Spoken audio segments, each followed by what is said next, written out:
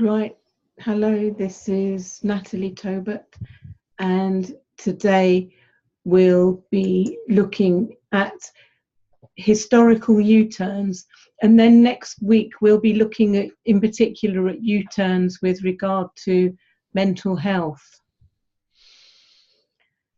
And I wanted to explain what is a U-turn, and what I'm calling it is when in the past societies accepted certain behaviour or certain morality as the truth or as normal, and governments created laws to manage the people.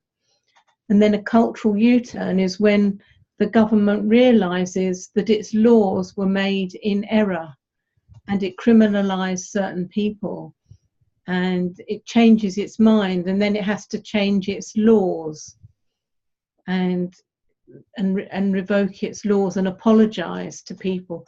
So the topics we'll be looking at today are things like forced adoption and forced schooling in the days of empire, and then the issues around indigenous Canadian people, Australian people, indigenous Americans and African people, and the assumptions we had about ethnicity and diversity. And also today we'll look at unmarried parents and the assumption that any baby that was born when the parents weren't married, the assumption was that the baby was mentally deficient. And homosexuality was also a criminal act and is recently coming in. And there is a dilemma because, for example, Kofi Annan in the UN said we may have different religions, different languages and different coloured skins, but we all belong to one human race. We all share the same basic values. And I wanted to question that because I feel, well, we don't all share the same values. We can be quite different around that.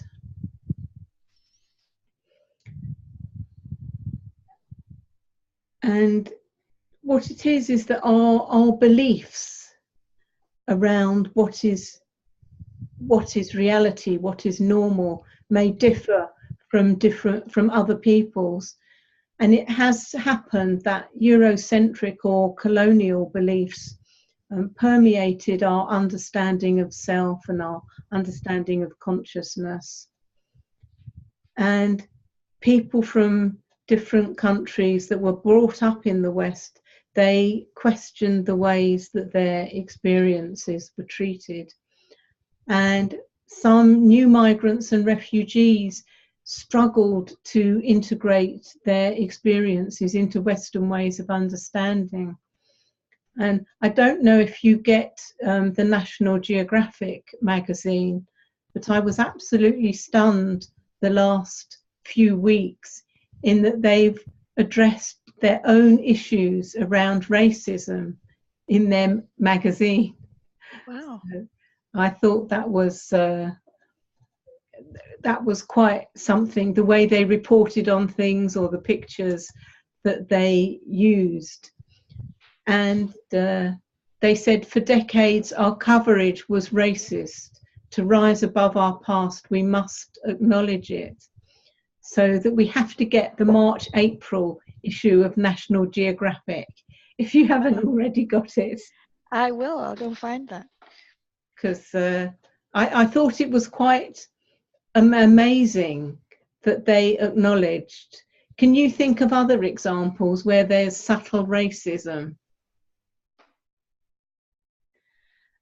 I guess in the media there's always that. There's a certain point of view that's put forward that's not that broad. You don't hear a lot of different voices. No, you hear the one acceptable one. and in the history books, I guess. Yes, yeah. And my parents were actually saying, you know, during the war, when they were young, it wasn't just general poverty, but people had poverty of information. They weren't able to hear about other things, only their own experience or things that they were told maybe on the radio or something like that. Yes, and then we thought social media was helping us out there. Maybe not so much. Exactly. It depends what filters you have on it, I think. Yes, so we become aware that even social media, where you can see all kinds of views, some of those views may be suspect. Yeah, they can be extreme because people are not afraid of saying what they want when they're on social media, so they just blurt it all out. Yes. Yeah. So these are interesting times to live in. I think so. I think the world is really changing, yeah. Yes, seems like it's getting darker as well in some places.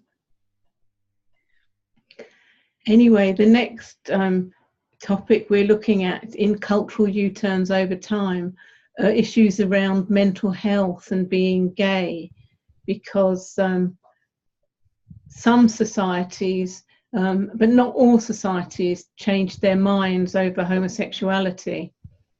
And hello, Albert, have you just arrived?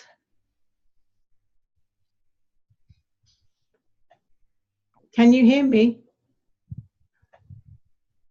I shall carry on.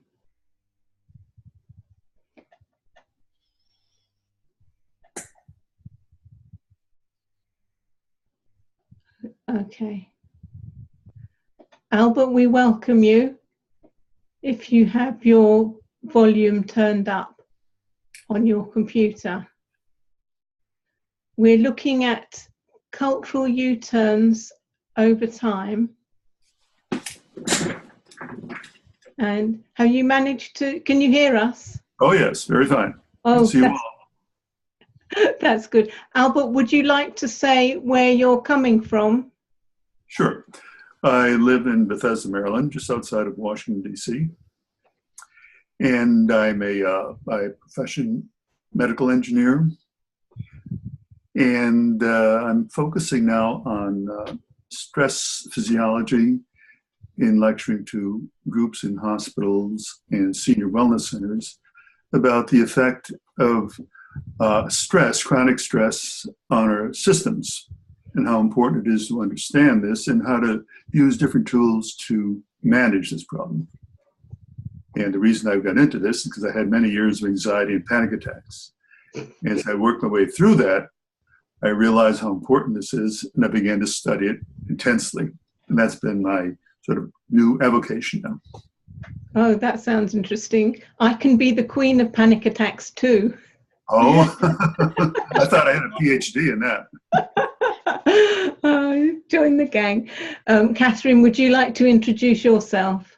Okay, my name's Catherine Simmons. I live in Canada.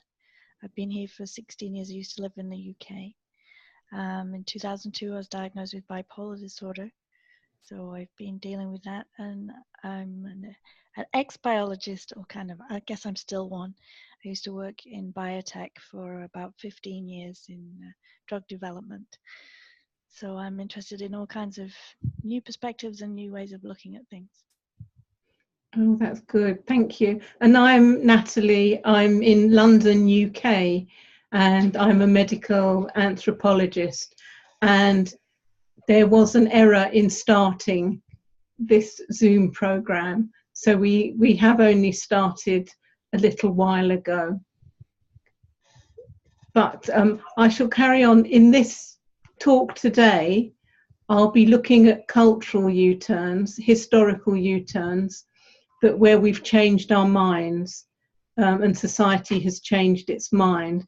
And then next week, I'll be looking at U-turns, particularly with regard to mental health and how psychiatrists and psychologists and researchers are changing their minds.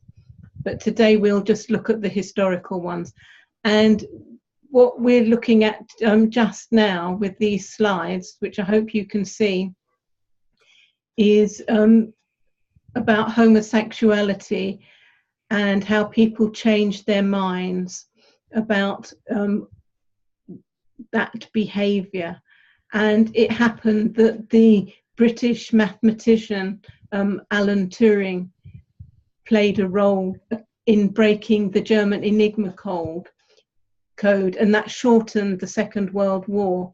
But he was convicted in 1952 for gross indecency and lost his job.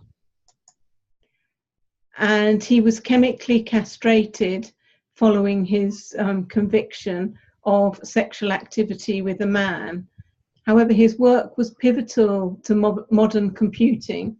And 2 years later, in 1954, he committed suicide. So we changed the law in 2012. We decriminalised consensual sex offences, so they didn't appear on the criminal record. And then in 2013, he was granted a posthumous royal pardon for his activity. But there was an issue with other less famous people who had also acquired a criminal record. For example, in the UK, there was a pensioner, John Crawford, who wanted to clear the criminal record for being in a consensual gay relationship. And he said, I looked back over my life and realised that all the work I'd lost over the years was due to this criminal record. And he said, I came into this world without a criminal record, and I don't want to die with a criminal record.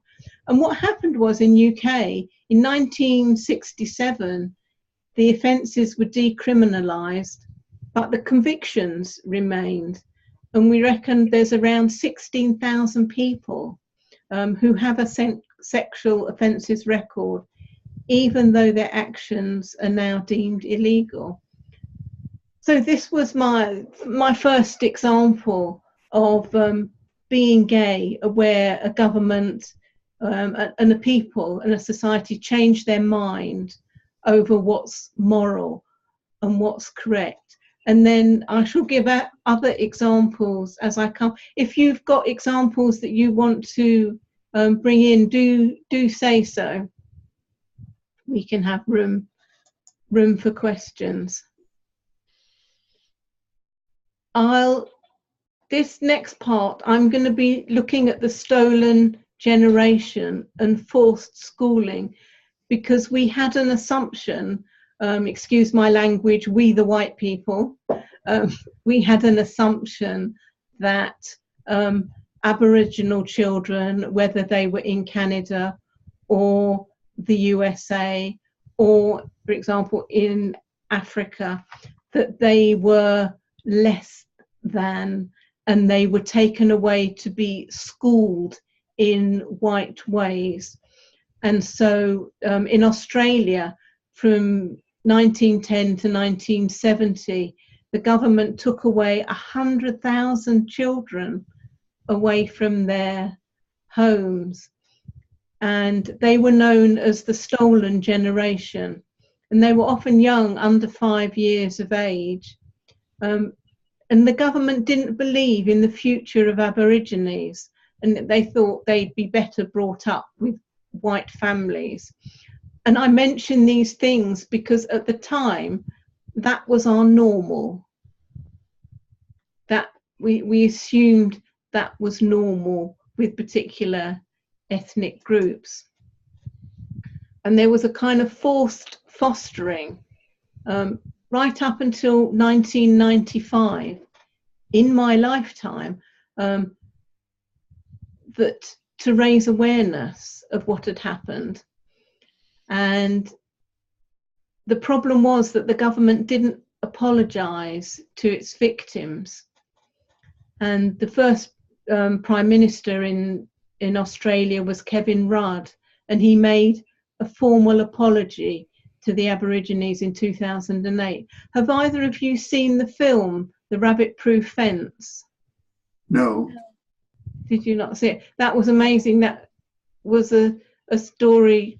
It's from a book, and they did the story of two children who were removed from their families, and they escaped from the school and found their way back to their families along this fence, supposedly to protect certain areas from rabbits.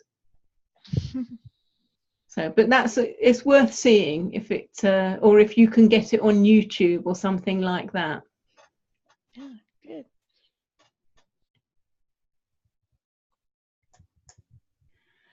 And also in Australia, looking at unmarried mothers and forced adoption, because to be an unmarried mother was mentally deviant, really. It was assumed to be mentally deviant. And there were tens of thousands of babies of unmarried, they were mostly teenage mothers. They were taken by the state and given to childless couples who were married. And they felt they were coerced into signing away their children. And the policy continued from 1950s until the 1970s. So the apology was only made in 2013. So it took us quite a long time to change our minds as a society as to what was or wasn't correct. Have you got examples of anybody you know who was signed away? I have in my family. There was my mum's cousin had a child that was taken away for adoption and went to live down south in Cornwall, and they did manage to get in touch later, so my mum's actually been able to go and meet with them, see them, so that was a kind of a happy ending. Yeah, because that was so common, the deviancy that was for unmarried mothers. And the shame. Yeah. Sorry? The shaming. Yes. And the removal, and obviously they weren't fit to look after children. So, but in some cases, I've got a case in Ireland where the baby itself was assumed to be mentally deviant. The baby of a child that was. You're looking shocked, Albert. Yeah, this is very, very enlightening for me. But I haven't experienced this directly. But my wife's a therapist, does in-house therapy. And the stories I hear from her and how these kids are abandoned and tossed around is just almost unconscionable. And right in the middle of our society with all this wealth. And this is how we treat people. It's sad. Yeah. In my lifetime. Yes. In my lifetime. Yeah, it's quite shocking. Anyway, in Australia, there was an apology in 2013, and Gillard said, "Today, this Parliament, on behalf of the Australian people, takes responsibility and apologises for the policies and practices that forced the separation of mothers from their babies, which created a lifelong legacy of pain and suffering. So now there's an apology. We deplore the shameful practices that denied you, the mothers, your fundamental rights and responsibilities to love and care for your children." And it was also the mothers of unmarried, who were unmarried. They were denied their rights. They weren't given informed consent. They were given false assurances. So now we're saying the practice was unethical, dishonest and illegal. But at the time, it was assumed to be ethical and legal. So as a society, we change our minds. We change our minds. And the Australian government, it collected a report from hundreds of women who had to give up their children because of the stigma attached to unmarried motherhood. And women said they were drugged and their signatures were forged. So, and this was our normal, you see. This was our normal. And the Prime Minister, the then Prime Minister said, by saying sorry, we can correct the historical record. We can declare that these mothers did nothing wrong, that you loved your children and you always will. And what happened was the women were forced to live in maternity homes until delivery. And some described being tied to a bed. So people who collected the narratives of those people. And Gillard said, today this Parliament, on behalf of the Australian people, takes responsibility and apologises for the policies and practices that forced the separation of mothers from their babies, which created a lifelong legacy of pain and suffering. So, and people say, I don't know if your wife has this experience, where women who lost their first child, it affected them forever. Yeah, I've heard similar reports from, yes. And I would say this, in my family, my parents were immigrants from Italy. And when they came here, they lost 4 children very young from illnesses. And that certainly impacted the rest of both of their lives, alcoholism, to a whole host of things. It is devastating when it happens. It truly is. Yes, we don't just forget. 2 years go by and then we stop grieving. We don't. Yeah. I had a couple of people that I know that they actually lied about who had the baby. So they thought they were sisters, but actually it was the child of one of the siblings. So it was how the families actually managed to hide it. Yes, that's right. That's right. So you find that who you thought was your sister was actually your mother, a very young mother. Yeah. Yeah.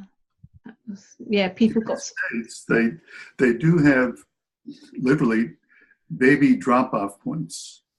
That if you have this child and you don't want to be bothered with it, you just drop it away in some hospital and someone picks it up. And this is not that uncommon. Yeah, no, there's somewhere in London, excuse me, I can't remember the name, that it was, I think it was a nunnery, and the door had a baby-shaped flap to it where you could put your babies in to be looked after. It's in Holborn, so I'll find out the name. But yes, so it was common practice.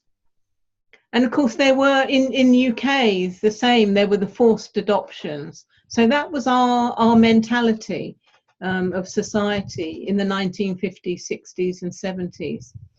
And there was an MP, John Leach, who submitted a motion in the Commons for a government apology to unmarried mothers. And this was also in 2013. I don't know what happened in 2013, but generally there was obviously an awareness. But the other issue was, it's not only being an unmarried mother. This the picture here is of Phil Frampton, who's a presenter, and he was born of an unmarried mother. And again, from UK, he said mothers were systematically humiliated and forced to watch from a locked room as the doctors drove their baby away. And the institutions that sanctioned this, they were publicly funded, so it was the church and the local authority. So that was the normal in those days, which, as I say, is my lifetime. The other problem was of mixed race. It was a problem that mixed race children, illegitimate, excuse my language, children, had problems in being adopted. He wrote the book The Golly in the Cupboard, charting the social history and the hypocrisy. But at that time, mixed race children like him was considered a physical defect. So again, this is in my lifetime. So, you know, we haven't been as pure and as clear thinking as we think we have. So mixed race parentage was considered a physical defect. And then children from ethnic minorities were overrepresented for those seeking adoption. And in theory, the law is really clear that a child should not stay in care for an undue length of time while they wait for adoptive parents of the same ethnicity.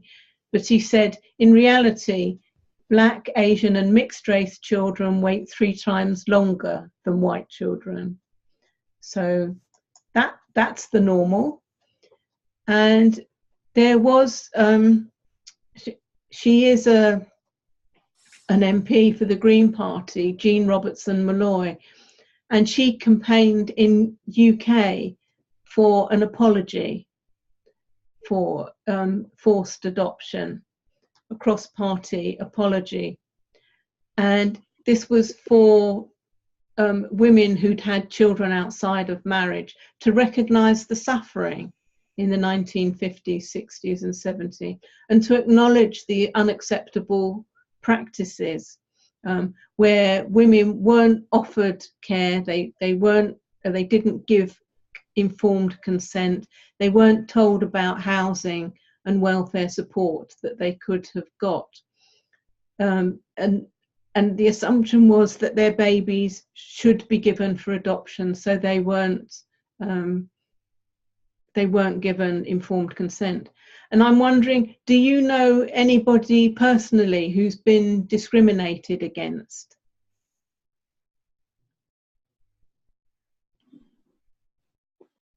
Well, when I grew up, discrimination was very, very common for all the immigrants. We were cast aside in society. We were the Italians, the Dagos, and there were the Germans and the Polish. That was very, very common. And you just lived with it. I could see it now in society, how we have such biases against the Muslims and on and on. Nothing seems to change. Yes, we don't learn, do we? No, we just don't. We're so civilized. Yeah. Yeah. At least on paper. Yeah. I have a colleague. She's a little older than me, but she was born in Ireland and her parents were not married. And as a baby, she was assumed to be mentally defective, and she wasn't taught to read or write because they assumed that was outside of her abilities. It was only after she was 18 that she went to school. Yeah, that's awful. Yeah. So we live in a civilized society. Can you tell that I'm biased? Only slightly. Only slightly. I had a bit of an opposite effect at my school, because I lived out in the country in Derbyshire when I was young, and at my school there were very few people who were immigrants. There were the people who owned the Greek chippy, and and everyone liked them because they were unusual. And our head girl was actually black. She was the only black person in the whole of the school, but she was a brilliant hockey player and she was the head girl. And so we had a bit of an opposite experience of that where I was, and that's quite interesting. Yes, you become specialized. Yeah, it's like a positive discrimination instead of negative. Yes, maybe we can take it if it's just the one. Yeah. Yeah. So anyway, we're coming to Canada, where you are, Catherine.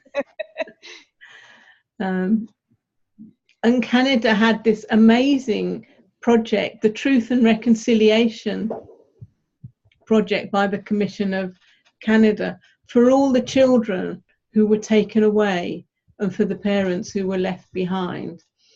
And it's a component of the Indian residential schools, and where it's now mandatory, it's obligatory to inform all Canadians what happened in the Indian residential schools where children were taken from their families.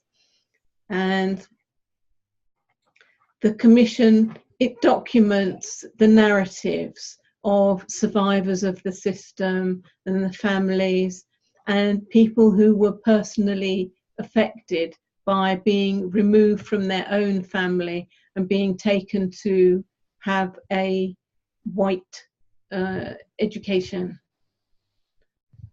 So yeah, where I live is actually called Mission, and there's a mission here. Then we had a residential school. I think it closed in the 1980s.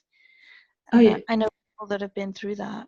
Yeah, it's still very much top of mind. And I recently took my citizenship test for Canada, and there is a book that you have to read for that, and it's all included in there. So like you said, everyone has to be made aware of it. it's very good now, isn't it? Because people are saying, well, the history books that we, excuse my language, myself, read as children, that they assumed certain things about empire and travel and other people. So it's good that the citizenship, you had to do that. Yeah, yeah.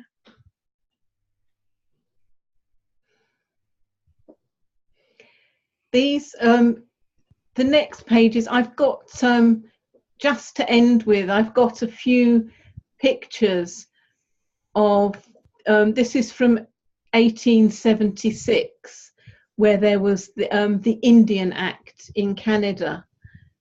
And it says that they had to govern and manage the lands, monies and properties of the Indians of Canada. So there was control. So that was the normal in 1876. So that all the affairs of the Indian people, the so-called Indian people, should be governed by the superintendent. And there was also, they were forbidden to run celebrations, ceremonies and dances, which was a misdemeanor punishable by imprisonment. So we really had a very strict control over the people that we found in these so-called new countries. And there was the treaty in 1982 that recognised Aboriginal rights and defined the Aboriginal people of Canada. So it took virtually 100 years for us to change the way that we thought about that. Yeah, there's still a lot of change to be done. Yeah, I heard that in Canada they accept the medical system. In some places it accepts the Western biomedical model and the Canadian more traditional model of health. Is that? Yeah, they're certainly bringing that in. I have a friend who's working in this area on how because we have to call them indigenous peoples now, so how indigenous peoples can come into the health system and what needs to be changed for that. She's actually indigenous herself, so yeah, that's really interesting. Yes, things are changing now, aren't they? It's good. And I think we can benefit from it too, because I think some of the practices they have are really beneficial for creating community and having sacred ceremony around certain things to do with medical health. Yes, and we might learn, whoever we are. Yeah, exactly. We might learn.